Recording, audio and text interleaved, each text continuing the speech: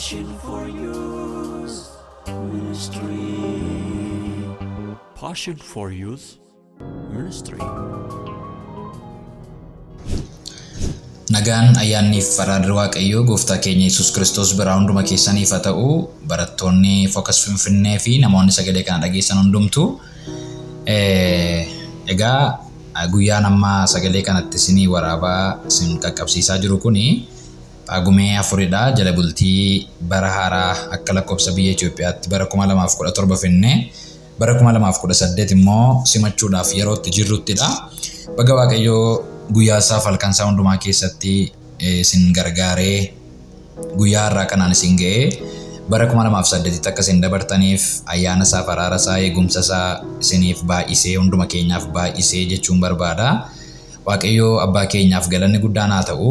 Egaa yeroo dheeraatiif har'aa I think kutaa 12ffaadha introduction isaa irraa jalqabne ergaa Qolosaayisiin walii wajjiniin barachaa jirra jechuudha. Xiqqoo ishee bifa bal'aa fi gadi fageenya qabuuni. Yeroo darbe boqonnaa 2 xumurree har'a immoo boqonnaa 3ffaa lakkoofsa 1-4tti kan jirutu walii wajjiniin qayyabanna jechuudha. Akkuma mala keenya sagalee waaqayyoo kana Qolosaayis boqonnaa 3 lakkoofsa 1-4tti kan jiru maqaa gooftaa keenya Yesuusiin hin dubbifannaa hin jalqabna akkas jedha.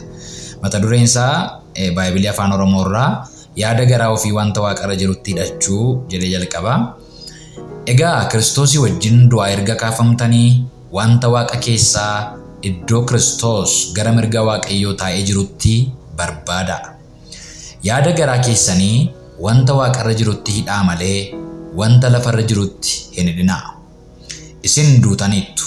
Jireenyi keessan Kiristoosii wajjin waaqayyoo keessa dhokateera. Kiristoos inni jireenya nuuf ta'e yommuu mul'atu isinis immoo isaa wajjin ulfinaan mul'achuuf jirtu. Ameen. Kadhata gabaabaa waaqayyoon kadhannu.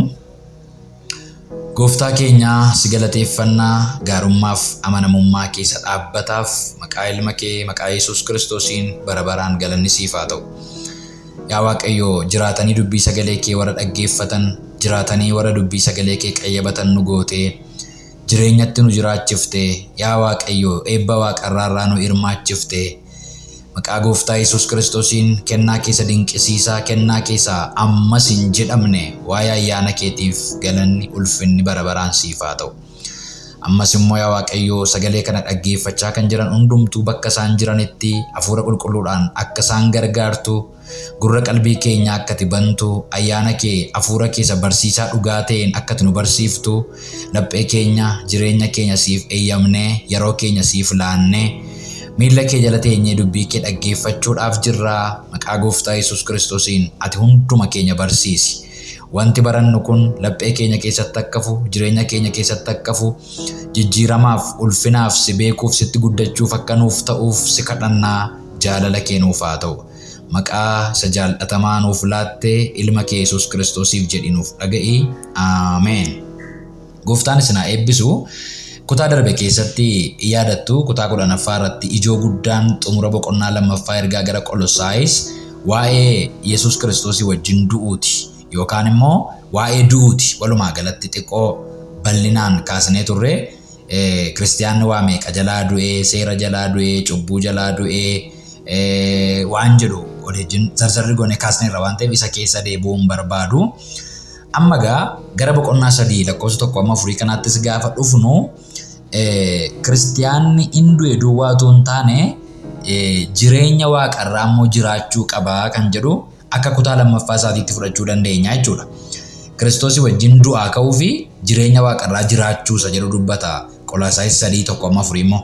Boqonnaan 2 Kiristoosii wajjin du'uudha. Cubbuu jalaa du'uu, biyya lafaa jalaa du'uu, fedha ofii jalaa, foon ofii jalaa du'uu kan jedhu waa baay'ee edda dubbate du'uu kan jedhu argina. Amma immoo du'aa ka'uu kan jedhu argina jechuudha. Macaafni qulqulluun yaa'iinsa yaadaa qaba waan ta'eef yaa'iinsa isaatiin gaafa laallu kutaan kun waa'ee Kiristoosii wajjin du'aa ka'uu fi jireenya waaqarraa jireenya haaraatti jiraachuu kan jedhu kaasaa jechuudha.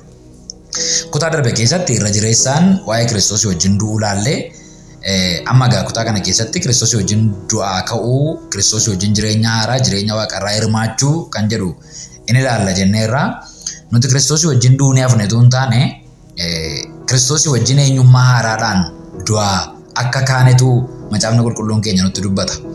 Eenyummaa haaraa erga uffanne booda immoo ammas wanti nurraa eegamu tokko akka jiru hin duune erga duunee booddee duunee achumaan nuti hin taane Kiristoosii wajjin du'aa kaane irraa erga du'aa kaane immoo ammas wanta nu gochuu qabnu assaayimentii tokko akka nuu kennamee jiru jireenya du'a booddee erga cubbuu jalaa biyya lafaa jalaa ofii keenya jalaa seera jalaa waa baay'ee jalaa erga duunee booda eenyummaa haaraadhaan erga kaanee booddee Kiristoosii wajjiniini assaayimentii qabduu nuun jedha. Qolaasaayis boqonnaan 3:1-4.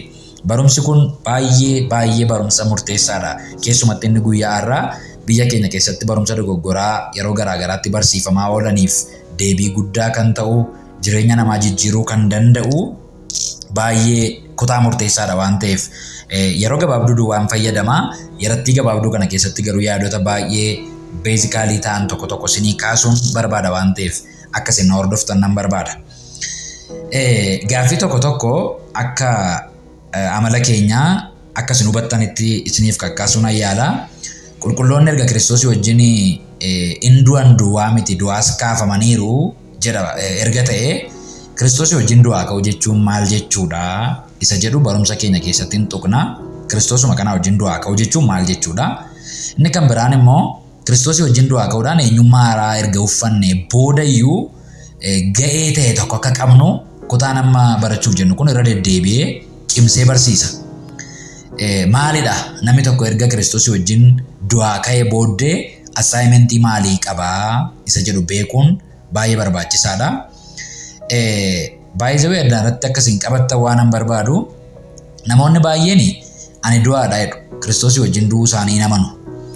Duraan cubbuun koonshiinsii isaanii ajjeesee akka tures hin amanu. Kanaaf ani du'aadha waan ta'eef filannoon beeku jedhu. Keessumatti barumsa sobaa biyya kana keessatti barsiifamu utuu hin beekin waldaamti kiristaanaa baay'een evaanjelikaalii ta'an illee shaakalaa kan jiran barsiisaa kan jiranii ani du'aadha ati du'aadha kanarraa kan kee waan waaqayyootti tolu beekuu hin dandeessu.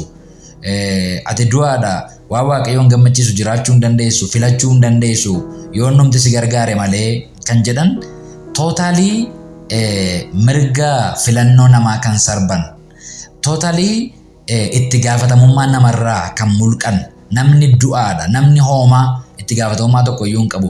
Erga du'ee booddee fayyina isaatiif wanti kontribuut godhu tokkoyyuu hin jiru. Akkuma ta'e erga fayyee booddee jireenya isaa keessattis waan inni kontribuut godhu tokkoyyuu hin jiru. Yoo mayyaanni isaa baay'ate malee yoo waaqa isa gargaare malee namni du'aadha kan jedhan jiru. Macaafni qulqulluun keenya garuu sobaa nuun jedha barumsa kanaan. Maaliif jennaan isin du'oodhaan jedhu isin duutanii turtanii nuun jedha macaafni qulqulluun. Efesoon boqonnaa 2 ilaaluu dandeenya. Isin duutanii turtan. Du'a kana gaa iddoo gurguddaa lamatti baasnee haasa'uu dandeenya jechuudha amma sadeen gaddaas cuunfine. Isin duutanii turtan gaafa jedhu illiinaan keessaniyyuu koonsheesiin keessaniyyuu du'ee ture. Kanarraa kan ka'e jireenya waaqayyoof keessaa hin qabdanii already waaqayyoo irraa adda baatanii turtan separated taatanii turtanii kan jedhudha inni konseptiin Efesoon irra jiru. Konseptiin Qolaasaayis irratti yeroo darbe barachaa turre isin duutaniittu kan jedhuu fi ammas kan ilaallu isin duutaniittu kan jedhu lakkoofsa 3 irraa boqonnaa 3 lakkoofsa 3 irraas kan ilaallu immoo waa'ee koonsheensii cubbuudhaan du'ee utuu hin taane waa'ee amanaa cubbuu jalaa du'eeti. Cubbuun kana booddee isin konnanuu hin danda'u. Cubbuun kana booddee isin kasasuu hin danda'u. Seexanni kana booddee isin kasasuu hin danda'u. Seerri kana booddee isin kasasuu hin danda'u. Maaliif jennaan du'uudhaan humna cubbuu jalaa, firdii cubbuu jalaa, firdii seeraa jalaa baataniittu isa jedhudha. Konseptii garaagaraa tamma. Sin duutaniittu waan jedheef yaadisaa tokko jechuu keenya miti. Sinii galadhee yaada waan dubbadhu kun. Sin duutaniittu Efesoon boqonnaa 2 lakkoofsa 1 irratti arginu sammuun keessan du'ee ture waaqayyo irraa adda baatanii turtanidha. Inni Qolaasaayis boqonnaa 2 irraa garuu firdii karaa seeraa dhufu jalaa duutaniittu nama du'e irratti immoo firdii hin hojjetu. Abbaan murtii kamiyyuu dhaqee namatti faradee hidhaa umurii guutuu hidhamu yoo jedhe namichi galgala sana kimbillee du'ee yoo bule reeffa umurii guutuu hidhu jechuu miti. Namni duunaan firdii jalaa natsaadha. Kanaaf iyyuu isin duutaniittu gaafa jedhu Qolaasaayis maal jechuu isaati? Firdii jalaa baataniittu kana booddee firdii isin irratti faradamu hin jiru. Roomee boqonnaa 8 irraa jedhu sanadha. Konseptii garaagaraadha. Amma gaa Barumsi sobaa biyya kana keessa jiru immoo maa inni ree jettanii gaafa laaltanii andu'aadha kanaafuu waa hubachuu hin danda'u jedhu. Akkas jechuun maal jechuudha? Duusa Efesoon irraa haasa'aa jiru jechuudha amma isaan Qolosaayis irraa miti. Ani du'aadha fedha Waaqayyoo beekuu hin danda'u. Ani du'aadha amanuu hin danda'u. Ani du'aadha cubbuu baqachuu hin danda'u. Namummaan koo already defiled ta'eera. Ani du'eera walumaa galaa jedhu taanaan isaan kiristiyaana miti jechuudha. Macaafni qulqulluun du'a isaan jedhan isa Efesoon irraa kana isin duutanii turtan jedha malee isin ammayyuu du'oodhan jedhu. Amma konsheesii haaraa nuu kenneera Waaqayyo. Hilliinaa keenya haaresse Waaqayyo. Sammuu cubbuun hin golgine, sammuu cubbuun hin dukkaneessine nuu kenne Waaqayyo amma nuun jiraatoodha. Waaqayyoof galanni guddaan haa ta'u. Kanaaf itti gaafatamummaa hin qabnu namni du'aan beekee Waaqayyoon hin gammachiisu waan isa gammachiisu hin beeku innumti dhufee harka koo qabee yoo na hojjechiise malee ani calluma dheen ta'ani gahee hin qabu gara jedhutti nama geessa barumsi isaanii kun jechuudha. Hundeen barumsa kanaa isaa dhufee maal hin dheerata waan ta'eef isaan kana tuttuquu hin barbaadu. Garuu Efesoon Qolosaayis boqonnaa 3 irraa gilxii kan ta'e baay'ee ifaa kan ta'e teoloojii kan hin barbaanne namni macaafa dubbisuu danda'u namni afaan Oromoodhaan macaafa afaan Oromoo dubbisuu danda'u hundumtuu hubachuu kan danda'uu fi afaan isaanii namoonni dubbisan hundumtuu literally hubachuu kan danda'an fayyina keenya booddee hojii qabnaa nuun jedha. Qolosaayis boqonnaan 3:1-4. Duunee Kiristoosii wajjin firdii jalaa erga baane eenyummaa haaraadhaan du'aa erga kaane booda hojii qabnaa nuun jedha. Maal inni itti gaafatamummaan keenya gaheen keenya sun kan jedhu inni ilaalla barumsa keenya irraa keessatti jechuudha. Inni kan biraan jireenyi keessan Kiristoosii wajjin Waaqayyoo keessa dhokateera kan jedhu argina. Maal hubanna kanarraa? Maal jechuu barbaadeeti? Kiristiyaanotaaf Kiristoos gidduu hariiroon jiru hariiroo akkamiiti? Jireenyi keenya Waaqayyoo wajjin Kiristoos keessa dhokfameera jechuumti maaliif barbaachise? Qolosaayis boqonnaa 3:3 irraa isa kan argannaa.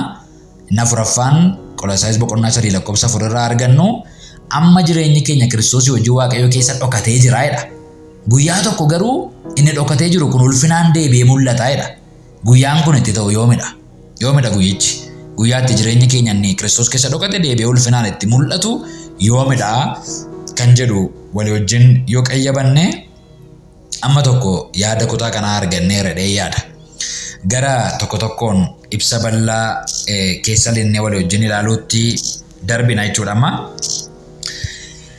Kiristiyaanonni egaa Yesuusii wajjin akka du'anii ilaalleerraa inni du'an duwwaa utuu hin taane garuu macaafni qulqulluun keenya Kiristoosii wajjinis immoo du'aa ka'aniiru jedha.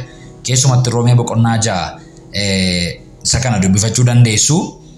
Lakkoofsa 1 kaaftanii si fudhattanii cubbuu jalaa duunee akkamitti deebinee cubbuu jala jiraanna maal jedheetu lakkoofsa 8-10 irratti immoo gassiqee akkas jedha Roomeen boqonnaa 6. Kiristoosii wajjin yoo duune garuu Kiristoosii wajjin immoo akka jiraannu in amannaa jedha. Kiristoos warra du'an keessaa erga kaafame deebi'ee akka hin duune duunis si'achi isarratti gooftummaa akka hin qabnes beekna nuun. Du'a al tokko waa'ee cubbuutiif du'ee jireenya isaa ammaa immoo Waaqayyoof in jiraataa jedha. Kanaaf iyyuu kutaan kun Kiristoosii wajjin du'aa kaaneerraa akkuma Kiristoos du'ee ka'e isa wajjin duune nu dhiisee hin kaane Kiristoos amantiidhaan du'a isaatti isatti dabalamneerra du'aa ka'uu isaatti isatti dabalamneerra. Kanaafidha kan cuuphamnu iyyuu jedha Roomee boqonnaa 6 kaasanii ilaaltan cuuphaan Kiristoosii wajjin du'anii Kiristoosii wajjin du'aa ka'uu mul'isa fakkeenya isaati waan ta'eef. Akkasuma Qolosaayisuma kana immoo eeggadda ilaalleerra boqonnaa 2:12-13 irraa maal jedha? Warri seera utuu hin qabaatin Qolosaayis ergaa Qolosaayis boqonnaa 2:12-13 akkas jedha. Cuuphaadhaan Kiristoosii wajjin awwaalamtanii hojii aangoo Waaqayyoo isa warra du'an keessaa isa kaasetti amanuu keessaniin isinis immoo isaa wajjin du'aa kaafamtaniittu jedha. Isinis isaa wajjin maal taataniittu? Du'aa kaafamtaniittu. Isinis irra daddarbaa keessaniif dhagna qabaa dhabuu foon keessaniif hafuuraan du'oo yoo taataniyyuu agartaniittu nuun maal turre jechuudha? Du'oo turre jechuudha. Maaliin? Hafuuraan kan jechuun Waaqayyo irraa gargar baanee turre. Du'i inni kun du'a isa kamidhaa? Du'a isa Efesooniin dubbataa jira jechuudha nama Efesoon boqonnaa 2 irraa. Waaqayyo akka isin Kiristoosii wajjin jiraatoo taatan godheera. Amma garuu Kiristoosii wajjin cubbuu jalaa du'uu keessaniin eenyummaa haaraadhaan immoo du'aa ka'uu keessaniin Waaqayyo maal godhennaan jiraatoo isin godheedha. Irra daddarbaa keenya hundumaas nuuf dhiiseera. Amma du'anii du'aa ka'uun Kiristoos wajjin maaliif barbaachise jechuudha? Eenyummaa moofaa awwaalanii eenyummaa haaraan ka'uudha. Kiristoos wajjin du'anii du'aa ka'uun kan inni barbaachiseef eenyummaa isa moofaa ajjeesanii, eenyummaa isa addaamirraa nutti darbe, eenyummaa cubbuu isa ajjeesanii eenyummaa Waaqayyoo fudhatanii nama haaraa ta'anii du'aa ka'u jechuudha. Waa'ee isa kanaa Gasiqees xiqsiin isinii dubbisu nan qabaadha. Kanaaf amanaan gaafa Kiristoositti amanu ani du'a isaatti isatti dabalameera, du'aa ka'uu isaatti isatti dabalameera jedhee amana. Yeroon du'a isaatti dabalame dhagna cubbuun awwaale. Yeroon du'aa ka'uu isaatiin isa wajjin du'aa ka'e immoo dhagna haaraa eenyummaa haaraan uffadhee du'aa ka'e ani isa kaleessaa miti jedheetu dhugaa ba'a jechuudha cuuphaadhaan. Erga kana ta'ee dhagna isa cubbuun irratti moo'e kana fannisanii fannoo Kiristoos irratti eenyummaa Waaqayyo irraa dhalate uffachuudha jechuudha gaamala. Kiristoos wajjin du'aa ka'u jechuun dhagna isa cubbuun irratti moo'e, cubbuun korraapti godhe kana fannisanii fannoo Kiristoos irratti eenyummaa Waaqayyo irraa dhalate, eenyummaa Waaqayyoon fakkaatuun du'aa ka'u akka inni ta'e keessumatti Galaatiyaan boqonnaan 5 lakkoofsi 24-25 kanuma dhugaa nuu ba'a akka jedha. Warri kan Kiristoos Yesuus ta'an immoo yaada foonii, hawwasaa, fedhasaas fannisaniiru. Nuyi jireenya hafuuraatti yoo jiraanne hafuura kana duukaa bu'uu keenyaa jedhee dubbata. Kanaaf warri kan Kiristoos ta'an maal godhaniiru? Yaada foonii fannisaniiru, hawwasaa fannisaniiru, fedha fooniis fannisaniiru. Fannoo Yesuus Kiristoos irratti. Yohaannis wangeela jechuudha. Boqonnaa 1 lakkoofsa 13 immoo wangeelli Yohaannis akkas jedha. Isaan kun jedha Waaqayyotti dhalatan malee dhiigatti yookiis fedha fooniitti yookiis fedha dhiiraatti hin dhalanne jedha. Kanaaf namni Yesuus Kiristoos wajjin yeroo du'aa ka'u nama haaraa ta'a jechuudha. Kiristoos wajjin du'uu fi du'aa ka'uun kun kan inni barbaachiseef humna cubbuu jalaa ba'uufidha. Boqonnaa 6 keessumatti Roomeen bareechee dubbata. Roomee boqonnaa 6 isin deebisa. Lakkoofsa 7 irraa akkas jedha. Namni yommuu du'u humna cubbuu jalaa ba'a jedha. Namni yeroo du'uuti humna cubbuu jalaa ba'a. Dheengadda isinitti agarsiisu yaaleera humna cubbuu. Cubbuun humnadhaa isiniin jedheeraan. Innaa humna cubbuu isan ittiin nama dhiibu, isan ittiin nama waraanu kana jalaa karaan tokkichi way outiin tokkichi jiru maal jennaan? Du'uudha. Erga du'anii garuu Kiristoos wajjin eenyummaa haaraan du'aa ka'uudha. Warri Kiristoos wajjin du'aa ka'an kun egaa uumama haaraa ta'anii nuun jedha Macaafa Qulqulluun. Haaleluyyaa. Warri Kiristoos wajjin du'aa ka'an kun uumama haaraadhuma ta'an, haaraadhuma dhalatan malee hin fooyya'an miti. Agartaniittu miti Kiristoositti amanuun kiristaana fooyya'aa የተሻለ warra naannoo isaa jiran irra hiriyoota isaa irra xiqqoo nama fooyyee qabu wayii nama godhatu hin taane maal nama godha? Uumamuma haaraa nama godha. Irra deebi'ee nama uuma Yesuus Kiristoos. Lammaffaa Qorontos boqonnaa 5 lakkoofsa 16-17 akkas jedha. Egaa nuyi ammaa jalqabne eenyuun illee akka alaan ilaalamutti hedanna miti. Kiristoosiin iyyuu akka alaan ilaalamutti hedanne yoo ta'e si'achi akkasitti isa hin hedannu. Hedachuu jechuun tarii afaan Oromoon kun afaan Oromoo iddoo hundatti beekamu ta'uu dhiisuu danda'a. Consider gochuu jechuudha. Hedachuu jechuun consider. Innaa kanaafis namni kan Kiristoos yoo ta'e uumama haaraadha. Waaqayyoof galannaa ta'u. Namni kan Kiristoos yoo ta'e uumama haaraadha. Inni moofaan darbe kunoo inni haaraan dhufeera. Haaleluyyaa. Kanaaf Kiristoos wajjin gaafa du'aa kaanu uumama haaraa taana. Irruma deebinee uumamnaa jechuudha.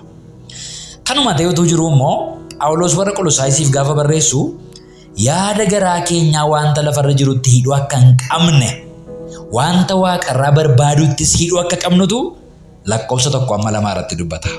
Kunooti egaa yaadinni guddaan kutaa kana. Qolosaayis boqonnaa 3 lakkoofsa 1-2 akka jala deebinee dubbifanna. Egaa Kiristoos wajjin du'aa erga kaafamtanii amma egaa nama maal ta'etti dubbataa jira Phaawulos iddoo kanatti? Nama Kiristoos wajjin du'aa ka'etti already nama maal ta'e jechuudha? Nama uumama haaraa ta'e. Already nama maal ta'e? Nama eenyummaa Waaqayyoo irraa dhalate tokkotu dubbisaa jira jechuudha amma Phaawulos iddoo kanatti. Egaa Kiristoos wajjin du'aa erga kaafamtanii hin kaafamtu jechaadha men. Already kun maal ta'eera? Ta'eera kun raawwateera.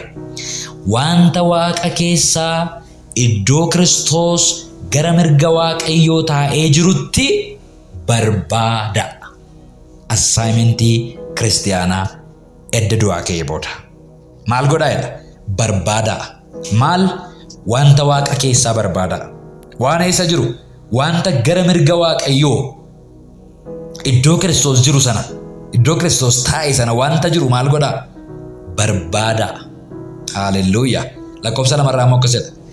Yaada garaa keessanii wanta waaqarra jirutti hidhaa malee wanta lafarra jirutti hin hidhinaa. Full stop. Asirratti akkasi waa tokkotti yaada nan barbaada. Macaafni qulqulluun godhaa jedheera taanaan ga'eensaa kan keenyaa jechuudha. Macaafni qulqulluun barbaadaa jedheera taanaan ga'een barbaaduu kan eenyuuti jechuudha? Kan keenyaa jechuudha. Yeroo hundumaa akkuma isinitti himu jireenya kiristiyaanummaa keenyaa maaltu miidha yoo jettan inni tokko ga'ee keenyaaf ga'ee waaqayyoo adda baafnee wallaaluudha. Wanta waaqayyoo barbaadaa jedhe waaqayyotu na barbaachisa yookaan waaqayyotu na dhufee naa godha yoo jenne achirratti jechuudha kufaatiin keenya. Wanta waaqayyoo yaada keessan itti dhadhaa jedhe itti gaafatamummaa nuu laate abboommiidha jechuudha lamma kun. Dhaggeeffadhaa. Kun maal abboommiidha. Maal gochuun? Yaada ofii wanta lafarratti dhiisuun. Maal gochuun?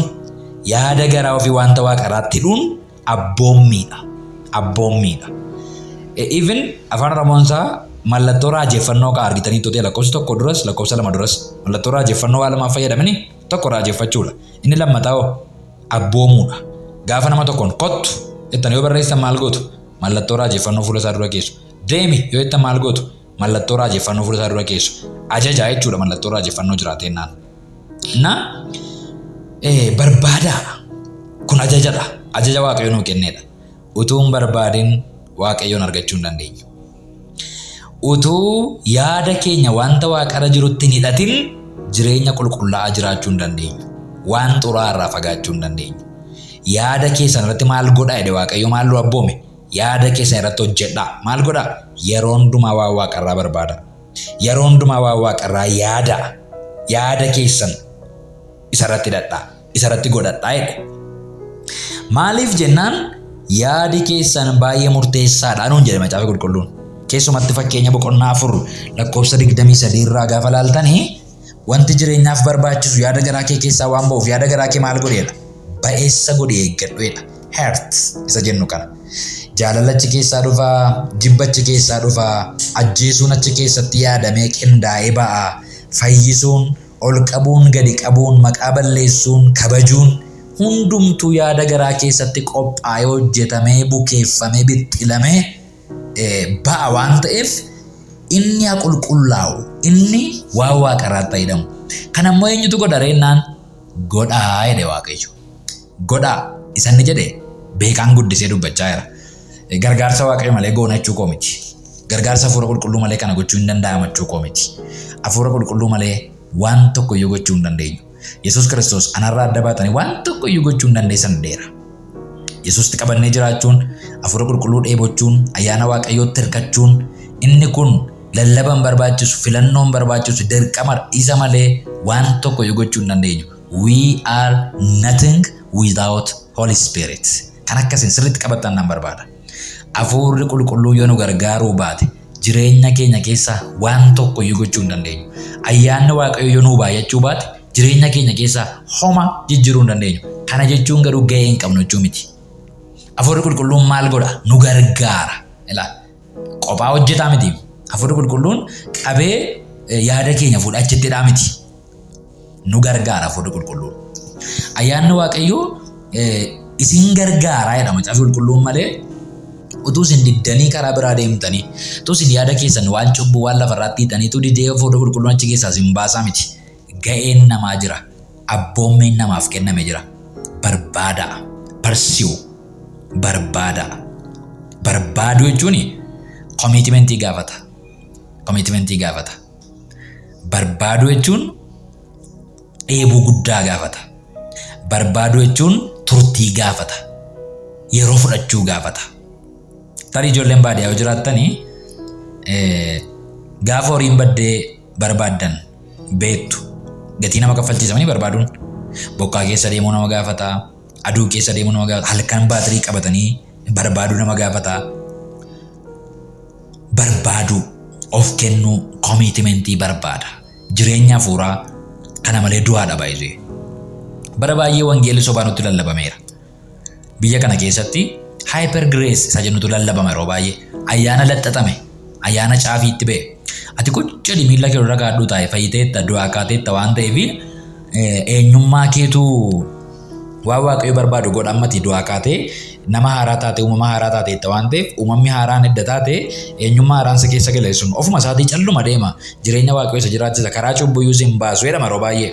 Isaan humtuu warra keenan dubbatan kun isaan cubbuu komiit godhanii argitu. Okay, akka isaan ayyaana waaqayyootu cubbuu komiit godheere ga'een namaa duwwaadha taanaan.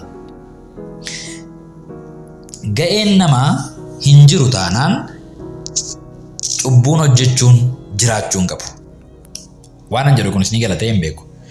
Namni jireenya qulqullummaa isaatii keessatti ga'ee hin qabu taanaan hafuura qulqulluu duwwaatu ga'ee qaba yookaan ayyaana waaqayyoo duwwaa ga'ee qaba taanaan bacirraash jireenya keessan keessatti cubbuu tokko iyyuu komiit gootaniinnaan hafuura qulqulluun cubbuu hojjetaa jechaa jirtu. Yookaan ayyaanni waaqayyoo cubbuu hojjetaa tokko tokko jechaa jirtu. Yeroo tokko tokko garuu cubbuun hojjettu taanaan yeroo tokko tokko garuu waaqayyoo harkaan militu taanaan hafuurri qulqulluun ga'ee isaa bahachuu dadhabe jechuu miti taanaan isintu maal gochuu dadhabe jechuudha. Ga'ee keessan miis gootan jechuudha. Ilaa kun filosoofii miti. Dhuguma isiniin jedhan. Waan an jedhu kun isinii galatee hin beeku. Namni jireenya qulqullummaa isaa keessatti erga eenyummaa haaraan du'aa ka'ee booda hojii hin qabu taanaan ga'ee hin qabu taanaan ayyaana waaqayyoo qofatu jireenya koo keessatti hojjeta jedhee yaada taanaan ani calluma dheenciisa jedha taanaan namni sun dogoggoree cubbuu tokko yoo hojjete hafuura waaqayyoo tal tokko tokko dogoggoraa jechuudha. Ayyaana waaqayyoo tal tokko tokko dogoggoraa jechuudha. Kana jecha akka jirru beekuu qabna baay'isee. Yoo garuu cubbuun hojjeta ta'e kan cubbuu hojjetu macheessa hafuura qulqulluu miti waan ta'eef macheessa ayyaana waaqayyoo miti waan ta'eef eenyudha jechuudha namichicha jechuudha. Maaliif? Akkamitti tootaalii eddagee hundumaa hafuura qulqulluu taphatatee maaliif dhiise hafuura qulqulluu nama sana gargaaru? No, waaqayyo yeroo hundumaa covenantiidha kan nama wajjin hin galu. Tarii promise and covenant kan jedhu garaagarummaa isaasin ilaaluu dandeessu. Promising one sided yeroo baay'ee perfectly hin dhufu. Macaafni qulqulluun interchangeably fayyadama. Promise covenant kan jedhu iddoo garaagaraatti interchangeably hin fayyadama. Originally promise inni jennu abdii waadaan inni jennu garuu one sidedidha. Nama tokkotu namni sun toles bades gaarii godhes hamaa godhes annan godhadha waaqayyo al tokko tokko. Promisii gala waaqayyo miti al tokko tokko. Al tokko tokko garuu covenantii gala. Covenantiin both sidedidha. Two sided. Karaa lamaanuudhaan ani kanan godha ati immoo kana godhi. Covenantiidha kun. Kanaafi waaqayyo promises covenantis ingala jireenya qulqullummaa keenya irratti covenantii nuu gale waaqayyo. Na barbaada na argattu. Yaada keessa nattidha jireenya qulqullaa jiraattu.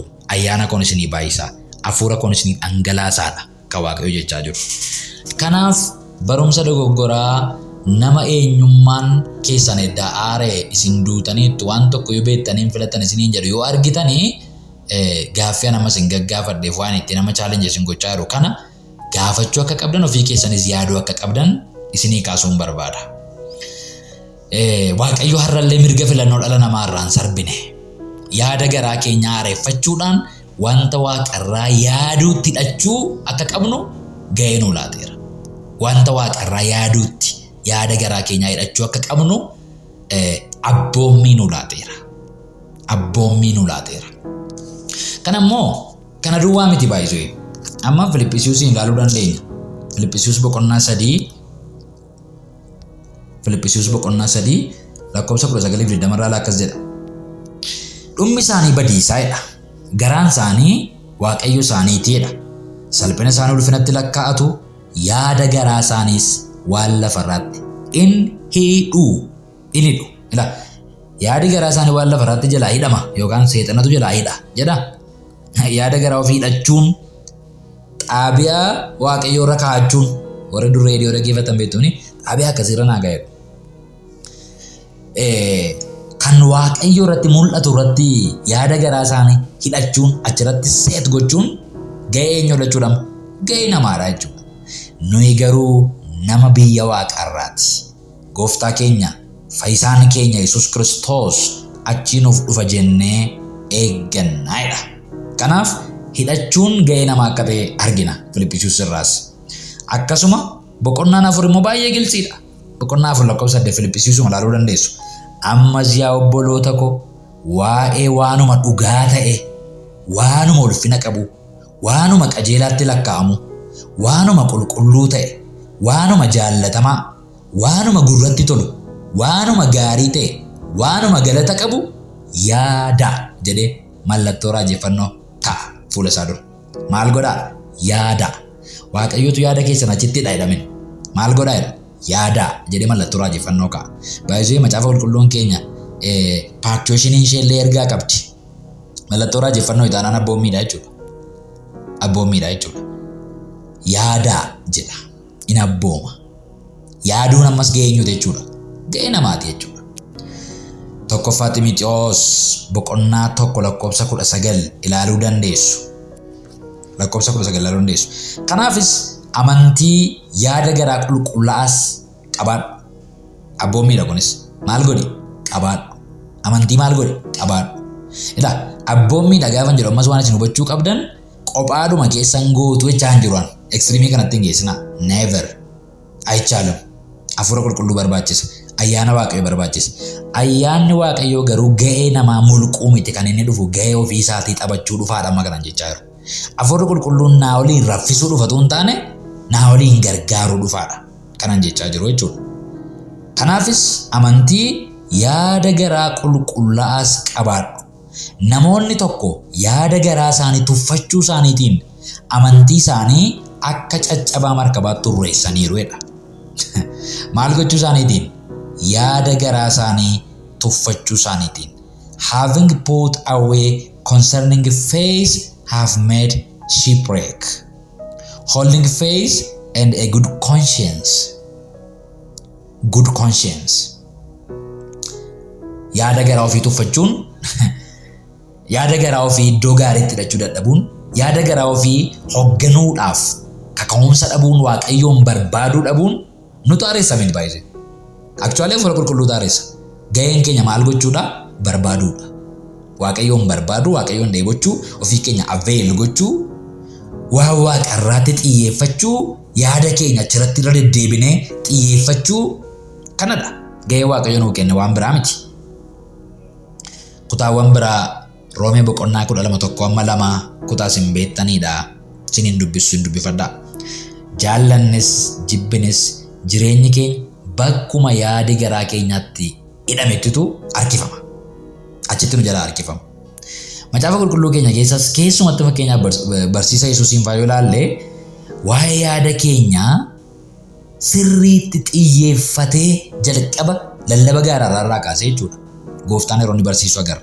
Fakkeenyaaf Maatiyos boqonnaa 5 lakkoofsa 8, boqonnaa 6 32 boqonnaa 13 lakkoofsa 15, boqonnaa 15 18 amma 19, boqonnaa 22 37 yaada garaa kee hundumaan yaada kee guutuu waaqayyoon jaalladhu kan jedhu jira. Akkasuma garaan kee lafa qabeenyi kee jirutti hidhama waan ta'eef qabeenya keeyyuu waan waaqarraa irratti invest godhii yaada kee akka gubbaa ta'utti badhaadhummaa kee lafarratti walitti hin qabatin jedha. Maaliif yeroo deebiinsa yaada keetu lafarratti hidhamaadha. Agartee kaayyoon nuun qabeenya keenya waan waaqarraaf invest goonuuf iyyuu yaadi keenya achi gubbaa irratti akka hidhamuufidha jedha. Boqonnaa 6 ilaaluu dandeenya. Yaadni garaa keenyaa waaqayyootti hidhameera taanaan jireenyi keenya jireenya waaqayyoo barbaadu ta'uu dhiisuu hin danda'u. Jireenya waaqayyoo barbaadu ta'uu dhiisuu hin danda'u. Namni waanuma irra deddeebi'ee yaadu ta'a bakka. Boqonnaa fakkeenya 27 yeroo baay'ee dubbatama. Fakkeenya 27 yeroo baay'ee dubbatama. Saba Israa'eliin illee fakkeenya fudhanne miilaan gara waaqayyo jedhetti yoo adeeman illee ba'aa yeroo nadoo ba'an illee asiin ba'aa gaafa nadoo karaanni jedhe karaanni fileerra yoo deeman illee gara biyya Kanaanitti miilaan yoo deeman illee yaadi isaanii garuu gara biyya Gibxitti deebi'eedha. Hojii ergamoota boqonnaa 1:39 yaadaan gara biyya Gibxitti deebi'aniidha. Kanaafidha kan isaan lafa onaa keessatti hafaniif. Namni lafa yaadi isaa itti hidhametti deebi'a. miilla keenyaan waldaatu dhufnu yaadi keenya iddoo biraatti hidhameera taanaan isatu nurratti ta'a. Hoogganaan jireenya namaa yaada namaati. Kanaaf yaada keenya kana waan waaqarraatti hidhachuu akka qabnutu Qolosaayis 3:1-2 isa kanatu lafa nuu kaanuu ibsaa jechuudha. Achi booda gaa isin duutaniittu jedha. Duutaniittuun kun isa kamidha? Cubbuu jalaa waan biyya lafaa jalaa duutaniittuudha. Jireenyi keessan Kiristoosii wajjin Waaqayyo keessa dhokateera. Kana jechuun maal jechuudha? Afaanuma gilsiidhaan Waaqayyo Abbaan Kiristoosiin keessa sin kaa'eera, Kiristoosiin keessatti sin beekaadha. Paraphrase goonee gaafa dubbisnu jechuudha. Waaqayyo Abbaan Kiristoos keessatti sin beeka, Kiristoos keessa sin kaa'eera, Kiristoos keessa sin galcheera jechuudha gabaabumatti. So Kiristoos inni jireenya nuuf ta'e kun yommuu inni mul'atu silayyuu Kiristoos keessa amantiidhaan galtaniittu. Yeroo inni maal ta'e? Yeroo inni du'e amantiidhaan keessa galtanii wajjin duutaniittu. Yeroo inni ka'e amantiidhaan keessa galtanii du'aa kaataniittu. Achi booddee immoo jireenya haaraa, uumama haaraa taataniittu. Achi booddee immoo yaada keessan egaa lafa jirtanitti hidhattaniittu. Amma nuun eessa jirra waan ta'eef mirga Abbaa Kiristoos keessa dhokannee jirra waan ta'eef achi teessanii waan lafarraa hin yaadinaa. Achi teessanii waan lafarraa piraaktisii hin godhinaa. Yaada keessan poozishinii keessanitti hidhaa. Poozishiniin keessan gubbaadha waan ta'eef kun ga'ee keessanidha. Kanan gootan taanaan garuu poozishinii sana gadhiisuu dandeessuudha. Allaqee. Kanumadha. Macaafa qulqulluun keenya iddoo garaa garaatti kana dubbata waan ta'eef. Kanaaf kun immoo yoom ta'a isa jedhuu fi yommuu inni jireenya nuuf kennu yommuu mul'atuudha yookaan Kiristoos yommuu mul'atuudha lakkoofsa 4 irraa. Isinis immoo isaa wajjin mul'achuuf jirtudha. Kun yoomidha? Gooftaan keenya Yesuus Kiristoos akkaataa lamatti dhufa inni amanna nuuni keessumatti evanjelikaaliin jechuudha. Tokko dhoksaatti dhufa. Dhoksaatti dhufuu isa jennu kana rapture yookaan ol buutamuu isa jennuudha. Inni lammataa immoo mul'inatti dhufuudha. Inni immoo gaafa gooftaan qulqulloota ergamoota isaa fi warra ol buutaman wajjin deebi'ee dhufee waggaa 1,000 lafarratti mo'uudhaaf yeroo inni lafarratti gad deebi'ee dhufu yeroo sana keessadha jennee amanna. Walumaa galatti garuu Kiristoos inni jireenya nuuf ta'e sun yommuu mul'atu sun immoo isaa wajjin ulfinaan mul'achuuf jirtu inni jedhu iskaatolojikaaliidha jechuudha. Waan yeroo ammaatti ta'utu hin taane gaafa Kiristoos mul'inatti dhufaatii Kiristoos lammaffaa jechuudha. Yookaan immoo isa sadaffaa jechuu dandeenya egaa macaafa qulqulluu irratti illee akkasiin caafamne dhoksaatti dhufa yeroo lammaffaa dhufee waldaa kiristaanaa butata. Sadaffaa jechuudhaaf yoon ija jabaachuu baadde macaafa qulqulluun lammaffaa jedha maaliif inni waldaa kiristaanaatti butu dhufaatii dhoksaadha waan ta'eef ol buta jedha macaafa qulqulluu waan ta'eef isa simachuuf butamnaa jedha malee Kiristoos dhufaan jedhu garuu nuun akka barumsaaf nu ta'utti Yesuus dhoksaatti dhufaa innee barsiifna. Deebi'ee lammaffaa yeroo Kiristoos mul'atu mootummaa waggaa 1,000 lafarratti bituudhaaf yeroo inni mul'atu isa wajjin mul'achuuf jirtu yookaan ergamoota qulqullootaan marfamnee Kiristoos wajjin waaqarraa gabbuunee isaa wajjin jiraachuuf akka jiru iskaatolojikaaliidha jechuudha kun. Akkasittiin barsiisa jechuudha Qolosaayis 3:1-4 yaadi gurguddaan isa kanadha. Kanaaf yeroo qayyabattan eeriyaa kanarratti qayyabadhaa. Barumsa keenya guyyaa irraa keessa keessumatti heresii biyya kana keessatti yeroo baay'ee kakka'u totaalii namni ga'e tokkoyyuu hin qabu itti gaafatamummaa tokkoyyuu hin qabu Waaqayyootu isa gochisiisa isa jedhu sanaaf kutaan kun baay'ee deebii guddaa qaba. Eenyummaa haaraa uffachuu booddee ga'ee qabna. Kiristoos wajjin du'aa ka'uu booddee ga'ee qabna. Abboommiin nuu kennameera isa jedhu isin yaadachiisuudhaan sagantaa koo har'aa nan xumura. Gooftaan bara keessan jireenya keessan eebbisu turtii gaarii qayyabannaa gaarii hunduma keessaniif haa ta'u.